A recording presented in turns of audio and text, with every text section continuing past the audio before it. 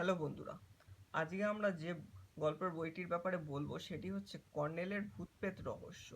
লিখেছেন সৈয়দ মুস্তাফা সিরাজ, একজন জনপ্রিয় বাংলা লেখক। আপনারা সবাই জানেন এবং সানডে সাসপেন্সে হয়তো এর গল্পও শুনে থাকতে পারেন এনার। এই বইটি পাবলিশ হয়েছিল প্রথমবার 2008 সালে। দেখতে পাচ্ছেন লেখা রয়েছে, যখন আমি এটা কিনেছিলাম 50 টাকা মূল্যে বইমেলা থেকে যতদূর সম্ভবত। এটির মধ্যে দুখানা গল্প রয়েছে, একটা হচ্ছে কালিকাপুরের ভূতপ্রেত রহস্য, আরেকটি হচ্ছে কাঞ্চনপুরের প্রেত রহস্য। ঠিক আছে। সৈয়দ মুস্তাফা উনি জন্মগ্রহণ করেছিলেন হচ্ছে 18ই অক্টোবর 1930 সালে মুর্শিদাবাদ জেলার খোশবাসপুর গ্রামে।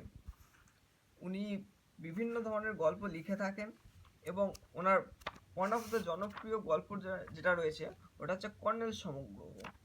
আর শিশুদের জন্য যে কর্নেল সমগ্র ওটাই আমরা পড়েছি, এবং ওনার লেখা অনেক গল্প সানডে সাসপেন্স হয়েছে এবং অনেক অন্যান্য যারা ইউটিউবার রয়েছে তারাও পড়ে শুনিয়েছেন।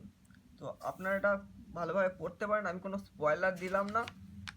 তো খুবই ভালো গল্প ছোটদের জন্য, এবং বিশেষত কোনো অসুবিধা হবে না পড়ার সময়, সোজা লেখা।